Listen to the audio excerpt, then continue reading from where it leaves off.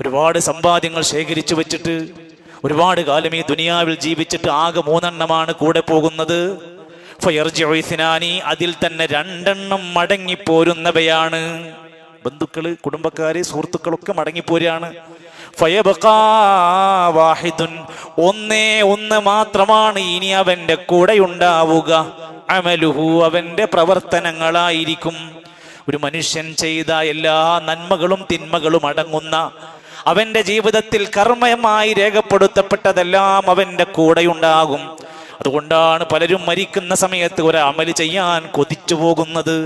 റബ്ബി ലൗലാ അഖർതനീ ഇലാ അജലിൻ ഖരീബ്, റബ്ബേ എനിക്ക് എൻ്റെ ഈ മരണത്തിന്റെ സമയമൊന്ന് നീട്ടിത്തന്നാൽ, ഒരല്പസമയം കൂടി എനിക്കൊന്ന് പിറകോട്ട് സഞ്ചരിക്കാൻ സമയം തന്നാൽ ഞാൻ എന്തു ചെയ്യാം? ഞാൻ എന്താ ചെയ്യാൻ ഉദ്ദേശിക്കുന്നത്? ഞാൻ കർമ്മം ചെയ്യാന്നാ പറയുന്നത്. ഫഅസ്സദ്ദഖ, ഞാൻ ദാനം ചെയ്യാം. വഅകും മിനസ് സാലിഹീൻ, ഞാൻ സാലിഹീങ്ങളുടെ കൂട്ടത്തിലായിക്കോളാം. ഇതാണ് ജീവിച്ചിരിക്കുമ്പോൾ നമ്മൾ ചെയ്യേണ്ട പണി. പക്ഷേ അത് മരണസമയത്ത് കരഞ്ഞിട്ട് കാര്യം ഉണ്ടാവില്ല.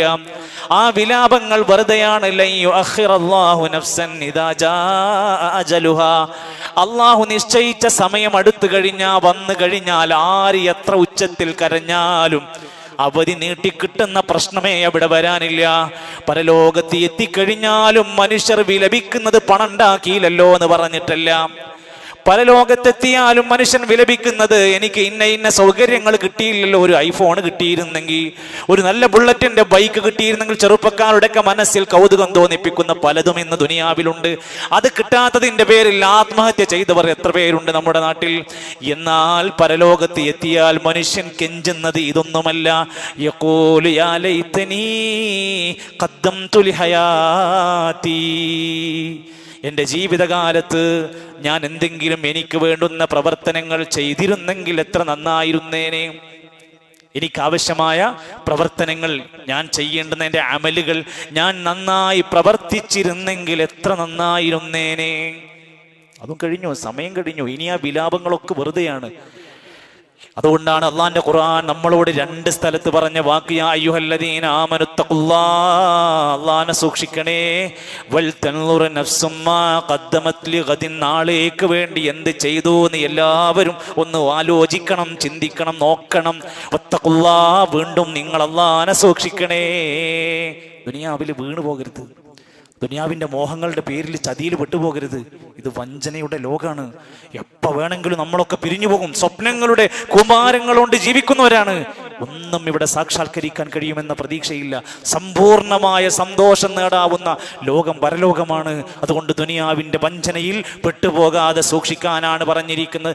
ഇനി പ്രിയപ്പെട്ടവരെ, ഈ കർമ്മമാണ് നമ്മുടെ കൂടെ ഖബറടക്കത്തിൻ്റെ കൂടെ നടക്കുന്ന പ്രവർത്തനം. അതിനകത്തേക്ക് കൊണ്ടുപോയി വെക്കുമ്പോൾ അവൻ്റെ അമലവൻ്റെ കൂടെയുണ്ട്.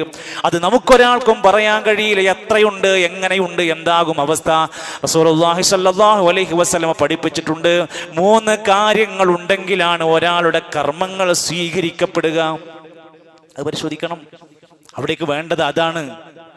അതുകൊണ്ടാണ് മനുഷ്യരോട് പറയുന്നത്, അതിൽ ഒന്നാമത്തേത് ഇഖ്ലാസാണ്. നിഷ്കളങ്കമായി അള്ളാന്റെ കൂലി കിട്ടണം എന്ന് വിചാരിച്ച് ചെയ്തതായിരിക്കും നമുക്ക് കൂലി കിട്ടുക.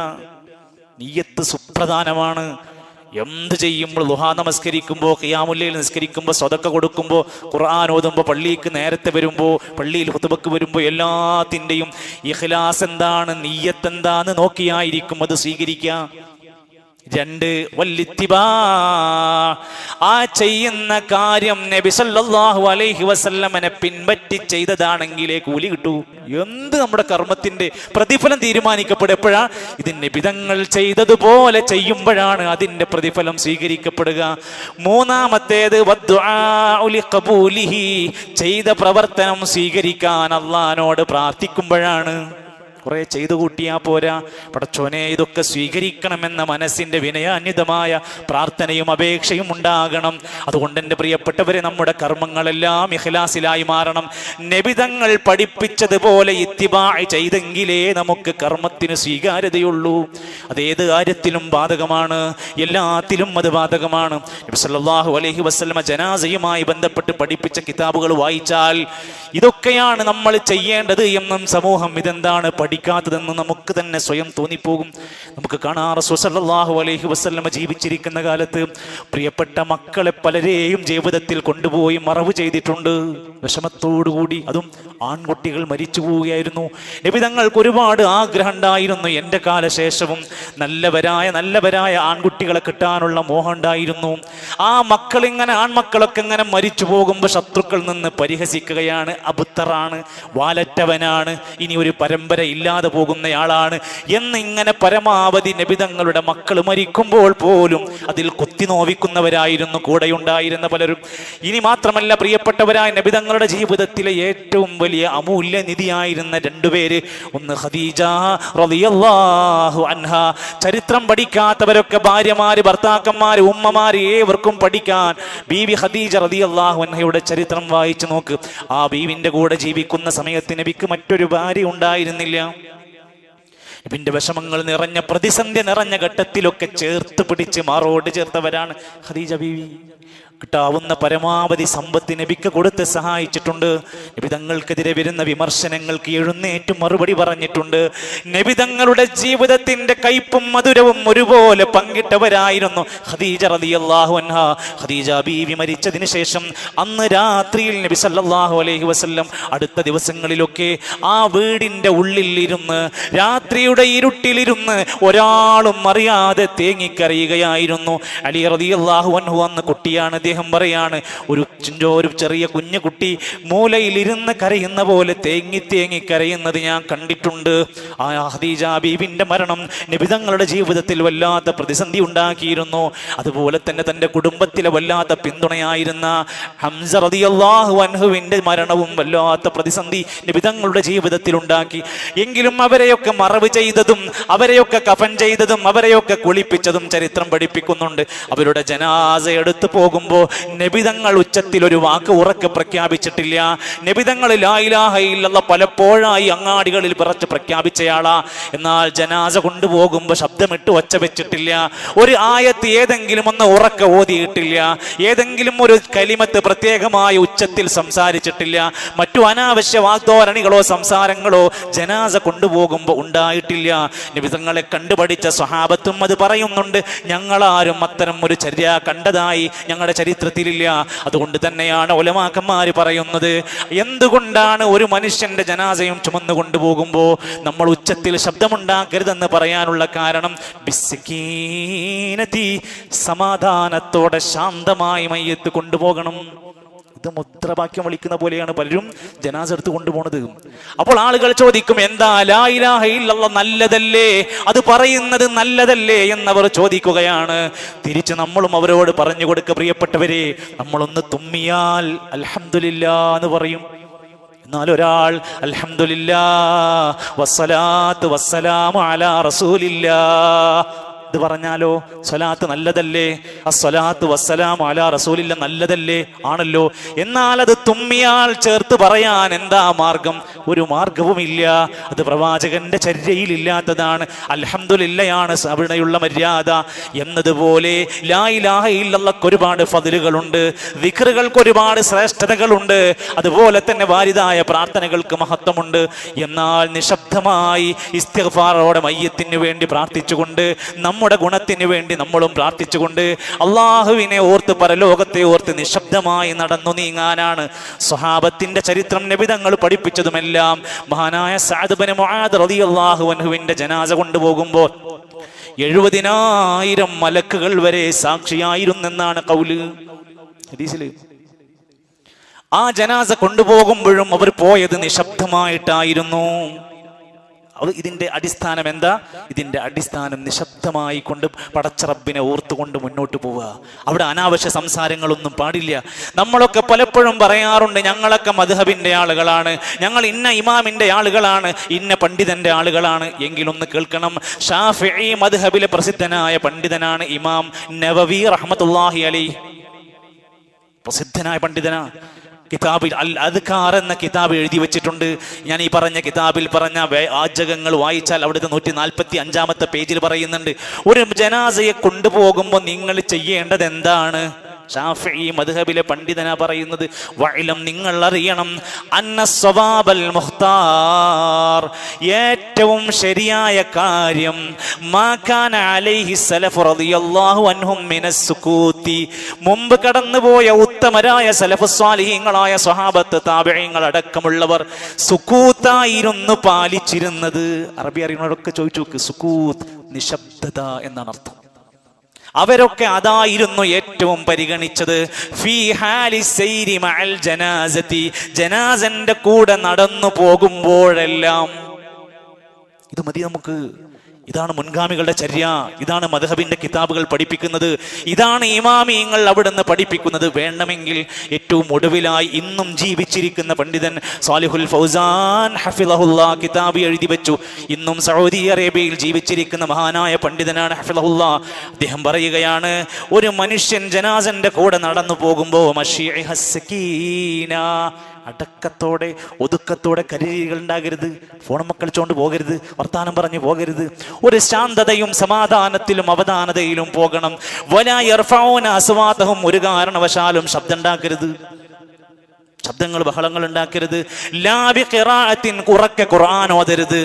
വലാ ഗൈരിഹ, മറ്റെന്തെങ്കിലും എടുത്തോതരുത്. മിൻ തഹ്ലീലിൻ വദിക്രിൻ, ലാ ഇലാഹ ഇല്ലല്ലാഹയോ മറ്റെന്തെങ്കിലും ദിക്റോ ഉറക്കെ പറഞ്ഞുകൊണ്ട് ജനാസന്റെ കൂടെ പോകരുത്. ഇതെല്ലാം പഠിപ്പിച്ചത് മഹാനായ നബി തങ്ങളുടെ ഇത്തിബായിലാണെന്ന് മനസ്സിലാക്കുക. ഖബറിലേക്ക് ഇറക്കി വെക്കുമ്പോൾ നമ്മളോട് പഠിപ്പിച്ചത് കഴിഞ്ഞ ദിവസം പറഞ്ഞതാണ്, ബിസ്മില്ലാഹ് വഅലാ മില്ലത്തി റസൂലില്ലാഹ് സല്ലല്ലാഹു അലൈഹി വസല്ലം. ഇത് പറഞ്ഞിട്ടാണ് നമ്മൾ ഖബറിലേക്ക് വെക്കുക. ഖബറിലേക്ക് വെച്ച ജനാസ ഒരല്പം വലതു ഭാഗത്തേക്ക് ചെരിച്ച് കിബിലയിലേക്ക് ചെരിച്ച് വെച്ചുകൊണ്ട് വേണം കെടുത്താൻ.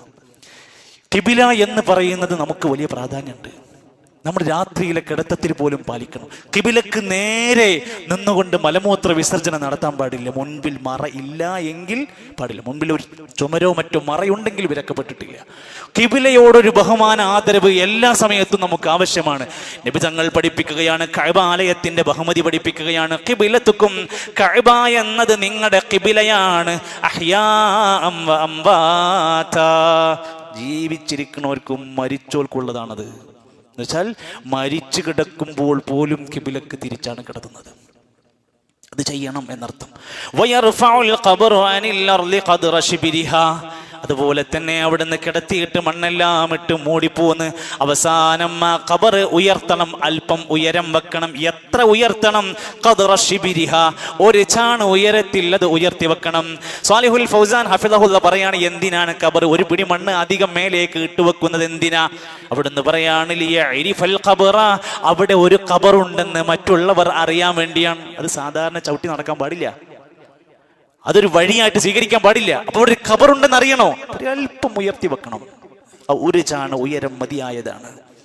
പിന്നീട് ഉലമാക്കന്മാർ പറയാറുണ്ട്, അല്പം വെള്ളം വേണമെങ്കിൽ മുകളിലൂടെ ഒഴിച്ചു കൊടുക്കാം. അതും എന്തിനു വേണ്ടിയാ? മണ്ണ് ഇങ്ങനെ പൊടിപാറിയും മറ്റുമൊക്കെ അതിൻ്റെ മണ്ണ് നഷ്ടപ്പെട്ടു പോകാതിരിക്കാൻ, ഒന്ന് അമർന്നു കിടക്കാൻ വേണ്ടിയിട്ടാണ് അത് ചെയ്യാൻ വേണ്ടി പറഞ്ഞിരിക്കുന്നത്. മറ്റൊരു കാര്യം ഹദീസിൽ വളരെ പ്രാധാന്യത്തോടെ പഠിപ്പിച്ചത്, ആ ജനാസന്റെ മുഴുവനായ മണ്ണിട്ട് മൂടി ഖബറടക്കം കഴിഞ്ഞാൽ, ദഫൻ കഴിഞ്ഞാൽ ഇനി ചെയ്യേണ്ട പണി ഇസ്തഗ്ഫിറൂ ലി അഖീകും. ഇതിനാണ് നമുക്ക് സമയമില്ലാത്തത്. മയ്യത്തിനെ പോയി കണ്ടു, ചിലപ്പോൾ നിസ്കരിക്കാൻ നമ്മൾ നിന്നു, പക്ഷെ നമ്മൾ എത്ര ജനാസയെ അതിന്റെ അവസാനത്തെ ഫിനിഷിംഗ് പോയിന്റ് വരെ കൂടെ നിൽക്കാൻ നമ്മൾ എത്ര പേരുണ്ടാകലുണ്ട്. ഇസ്തഗ്ഫിറൂ ലി അഖീകും, നിങ്ങളുടെ മരണപ്പെട്ട സഹോദരന് വേണ്ടി നിങ്ങൾ പാപം പൊറുക്കാൻ വേണ്ടി പ്രാർത്ഥിക്കണം. ഞാൻ മനുഷ്യനൊന്നും പറയാൻ കഴിയില്ല.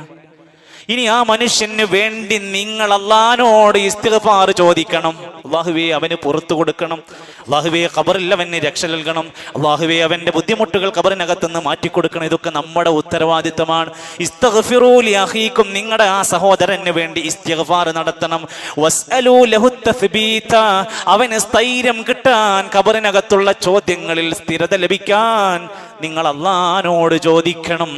ഫഇന്നഹുൽ ആന യുസ്അൽ, ഇപ്പോൾ ഖബറടക്കം കഴിഞ്ഞാൽ അവൻ ചോദ്യം ചെയ്യപ്പെട്ടുകൊണ്ടിരിക്കുകയാണ്. ഖബറിനകത്ത് ചോദ്യമുണ്ട്. ഹദീസിൽ വന്ന വാക്കാ. നമ്മുടെ ജീവിതത്തിനെ കുറിച്ച് കൃത്യമായ ചോദ്യം ചെയ്യപ്പെടലുണ്ട്. ആരാണ് നിന്റെ റബ്ബ്? നിന്റെ ദീൻ ഏതാണ്? പ്രവാചകനെ കുറിച്ച് ഈ ചോദ്യങ്ങൾക്കുള്ള ഉത്തരം കണ്ടെത്താനുള്ള ഒരേ ഒരു സ്ഥലം ഈ ദുനിയാവാണ്. ഇവിടുന്ന് മറുപടി കണ്ടെത്താതെ നമ്മൾ ആർക്ക് വേണ്ടി മുദ്രാവാക്യം വിളിച്ചാലും, എവിടെ ഇൻകുലാബ് വിളിക്കാൻ പോയാലും, എന്തിന്റെ പിന്നിൽ നമ്മൾ നമ്മുടെ സമയം കളഞ്ഞാലും അവസാനം മാറടി മണ്ണിന്റെ ഉള്ളിലെ ചോദ്യങ്ങൾക്ക് നമ്മൾ തന്നെ ഉത്തരം പറഞ്ഞേ പറ്റൂ. ഇതൊരു വല്ലാത്ത പരീക്ഷണം. അതുകൊണ്ടാ നബി സല്ലല്ലാഹു അലൈഹി വസല്ലം സലാം വീട്ടുന്നതിന്റെ മുമ്പ് പ്രാർത്ഥിച്ചു, اللهم إني أعوذ بك من عذاب القبر ومن عذاب النار ومن فتنة المحيا والممات ومن فتنة المسيح الدجال. അല്ലാഹുവേ, ഖബറിന്റെ അദാബിൽ നിന്ന് ഞാൻ രക്ഷ ചോദിക്കുകയാണ്. അല്ലാഹുവേ, നരകത്തിന്റെ അദാബിൽ നിന്ന് ഞാൻ രക്ഷ ചോദിക്കുകയാണ്. നിസ്കാരത്തിനകത്ത് വരെ ഇല്ലാത്ത കാര്യത്തിന് നബി പ്രാർത്ഥിക്കോ? ഖബറിനകത്ത് അദാബുണ്ട്, അത് ശ്രദ്ധിക്കണം. അതിന് രക്ഷപ്പെടാൻ വേണ്ടി നമ്മൾ പ്രാർത്ഥിക്കണം. അതിനെന്താ ചെയ്യേണ്ടത്? അല്ലാഹുമ്മ ഗ്ഫിർ ലഹു വർഹമു എന്ന ആശയം വരുന്ന പ്രാർത്ഥനകൾ ചെയ്യാം. ഇന്ന വാക്കുകൾ തന്നെ ആവണമെന്ന് പഠിപ്പിക്കപ്പെട്ടിട്ടില്ല. എന്നാൽ അവർക്ക് വേണ്ടി പ്രാർത്ഥിക്കാൻ, ഇസ്തിഗ്ഫാർ നടത്താൻ, തസ്ബീഹിന് വേണ്ടി ചോദിക്കാൻ എപ്പോഴാണ്? ഖബറടക്കം കഴിഞ്ഞാലാണ് അത് ചെയ്യേണ്ടത്. ചില ഹദീസ് പറയുന്നുണ്ട്, ഒരു ഒട്ടകത്തിനെ അറുത്ത് അതിൻ്റെ മാംസം വിതരണം ചെയ്യുന്ന സമയം വരെ നിങ്ങൾ അവിടെ നിന്നുകൊണ്ട് ഇസ്തിഗ്ഫാർ ചോദിക്കണം. ഇതൊക്കെയാണ് നമുക്ക് ഒരാൾക്ക് വേണ്ടി ചെയ്യേണ്ടത്. അതാണ്. എന്നാൽ ചില പള്ളികളിൽ ചെന്നാൽ, നമ്മൾ ഇവിടെ തന്നെ ചില ഖബർസ്ഥാനുകളിലൊക്കെ ആ സമയത്ത് ചെന്ന സമയത്ത്, ഖബറടക്കുന്ന സമയത്തൊക്കെ ചെല്ലുമ്പോൾ ഈ ഇസ്തിഗ്ഫാറിനും തസ്ബീഹിനും പകരമായി ചിലരൊക്കെ സൂറത്തുൽ മുൽക്ക് ഓതിപ്പിക്കുകയാണ്. ഒരു മനുഷ്യൻ അയാളുടെ ജീവിതകാലത്ത് സൂറത്തുൽ മുൽക്ക് ജീവിതകാലത്ത് പാരായണം ചെയ്യുന്ന, അതിനെ ഉൾക്കൊള്ളുന്നവനാണെങ്കിൽ അവന് ഖബറിൽ രക്ഷ ലഭിക്കുമെന്ന ഹദീസുണ്ട്. ശരിയാണ്. അത് മരിച്ചാൽ നാട്ടുകാരെല്ലാവരും ഓതിക്കൊടുത്താൽ രക്ഷപ്പെടുന്നല്ല. ചില സ്ഥലത്ത് ചെന്നാൽ ഖബറടക്കുന്ന സമയത്ത് യാസീനോത്താണ്. അവിടെ ഖബറിന്റെ അരികിൽ ഇന്നുകൊണ്ട് യാസീൻ ഓതാൻ പഠിപ്പിക്കപ്പെട്ട ഒരു ഹദീസുമില്ല. സൂറത്ത് യാസീൻ പഠിപ്പിച്ചത് എന്താണ്? ലിയുൻദിറ മൻ കാന ഹയ്യാ. ഇത് ജീവിച്ചിരിക്കുന്നവർക്കുള്ള താക്കീതാണ്. ഇത് ജീവിച്ചിരിക്കുന്നവർക്ക് പഠിപ്പിച്ചു കൊടുക്കേണ്ടതാണ് സൂറത്ത്. അത് അവർക്ക് കിട്ടാനുള്ളതാണ് ഈ ഖുർആൻ എന്നർത്ഥം. വേറെ ചില സ്ഥലങ്ങളിൽ ചെന്നാൽ കാണാം, ഖബറടക്കം കഴിഞ്ഞ് തസ്ബീഹൊക്കെ ചൊല്ലിക്കൊടുത്തു കഴിഞ്ഞാൽ പിന്നീട് പള്ളിയിലെ ഷെയ്ഖായ ഖതീബായ നേതാവ് അങ്ങ് വരും. അദ്ദേഹം വന്നിട്ട് ആ പള്ളിയിൽ നിന്ന് വന്നിട്ട് ഖബർസ്ഥാനിലേക്ക് വന്ന് മയ്യത്തിന്റെ തലക്ക് ഭാഗത്ത് ഇരുന്നിട്ട് ഇനി ഒരു വാളങ്ങ് പറഞ്ഞു കൊടുക്കും.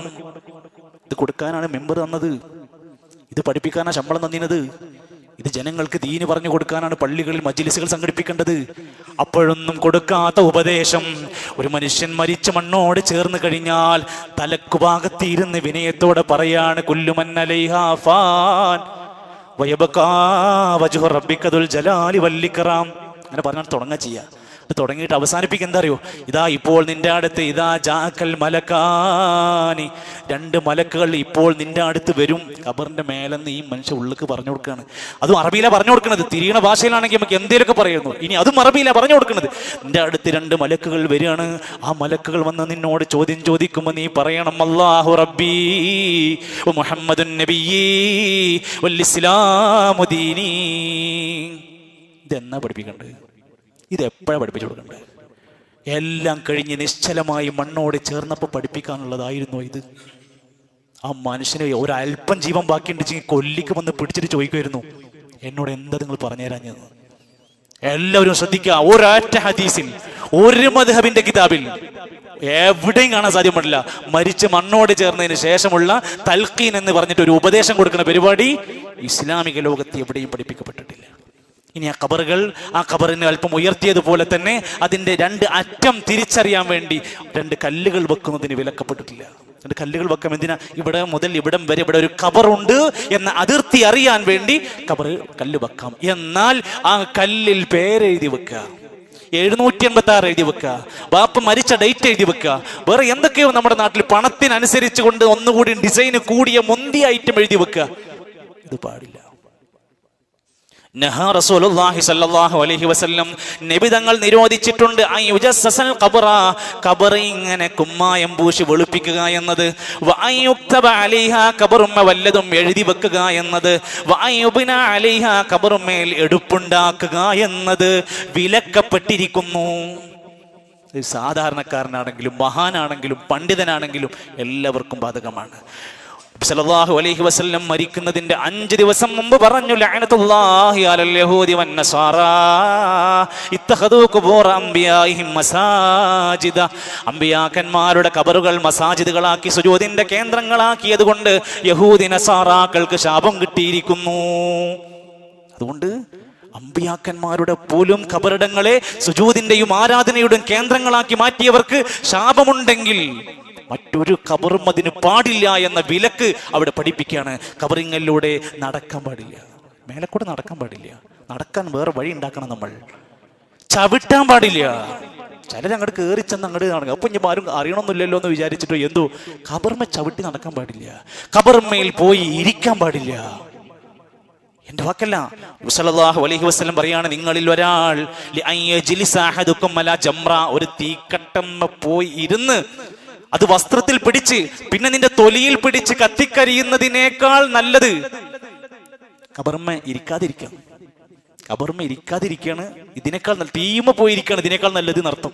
അതുകൊണ്ട് ഖബർമയിൽ ഇരിക്കുന്ന അവസ്ഥ ഉണ്ടാകരുത്. ഖബറിടം സ്ഥിരമായി സന്ദർശിക്കുന്ന സ്ത്രീകളെ ശപിച്ചിട്ടുണ്ട്. സ്ത്രീകൾക്ക് അങ്ങനെ ഖബർ സന്ദർശനം ഒരു പതിവാക്കിയ സംഭവമാക്കി മാറ്റുന്ന, അത് എന്ത് സിയാറത്തിന്റെ പേരും എന്ത് സിയാറത്ത് ടൂറിന്റെ പേരിട്ടാലും ഈ ഹദീസ് പള്ളി ദർസിൽ പഠിപ്പിക്കുന്ന ഹദീസാണ്. ഖബറിടം അമിതമായി സന്ദർശിക്കുന്ന സ്ത്രീകളെ ശപിച്ചിരിക്കുന്നു. ഖബർസ്ഥാനുകളെ മസാജിദുകളാക്കി സുജൂദിന്റെ കേന്ദ്രങ്ങളാക്കിയവരെയും ശപിച്ചിരിക്കുന്നു. ഖബറുമേൽ വിളക്ക് കൊണ്ട് അലങ്കരിക്കുന്നവരെയും ശപിച്ചിരിക്കുന്നു. ഹബീബുനാ റസൂലുള്ളാഹി സ്വല്ലല്ലാഹു അലൈഹി വസല്ലം പഠിപ്പിച്ചതാണ്, ഖബർ സന്ദർശിക്കണം. എന്തിനാ ഖബർ സന്ദർശിക്കുന്നത്? സൂറുൽ ഖുബൂർ ഫഇന്നഹാ തുദക്കിറുകുമുൽ മൗത വ തുദക്കിറുകുമുൽ ആഖിറ. അത് പരലോകം ഓർക്കാനുള്ളതാ, മരണം ഓർക്കാനുള്ളതാ, മനുഷ്യൻ നന്നാവാനുള്ളതാ. കരളലി കൽബനിഞ്ഞ് മനസ്സലിഞ്ഞ് സോഫ്റ്റ് ആകാൻ വേണ്ടിയിട്ടാ ഖബർ സിയാറത്ത്. നമ്മുടെ എല്ലാ ഹുങ്കും എല്ലാ പൊങ്ങച്ചവും നമ്മുടെ വീറും വാശിയും പകയും വെറുപ്പും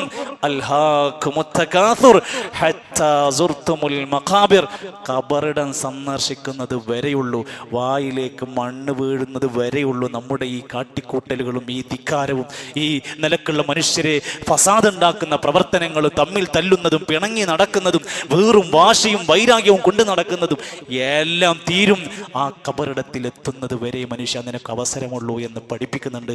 അതുകൊണ്ട് ഖബർ സിയാറത്തും അനുബന്ധമായ ചില മര്യാദകളും ഒക്കെ വിശദീകരിക്കുന്ന കിതാബുകളിൽ വിശദീകരിച്ചിട്ടുണ്ട്. നമുക്കത് പഠിക്കണം, അറിയണം. അള്ളാഹുവിന്റെ റസൂൽ സല്ലല്ലാഹു അലൈഹി വസല്ലം പഠിപ്പിച്ച ദീനിന്റെ യഥാർത്ഥ വക്താക്കളാകാൻ നാട്ടുകാരെല്ലാവരും എതിർത്താലും, മഹല്ലുകാരെല്ലാവരും എതിർത്താലും, കുടുംബക്കാർ മുഴുവൻ ഒറ്റപ്പെടുത്തിയാലും, കല്യാണം ശരിയാവാതിരുന്നാലും, എന്തൊക്കെ ബുദ്ധിമുട്ടുകൾ അനുഭവിക്കേണ്ടി വന്നാലും അള്ളാന്റെ ദീനിന്റെ എതിരായി പ്രവർത്തിക്കുന്ന ഒരാളല്ല ഞാനെന്ന് പ്രഖ്യാപിക്കാനുള്ള ഊർജവും ആർജവവും അള്ളാഹു നമുക്ക് പ്രദാനം ചെയ്യുമാറാകട്ടെ.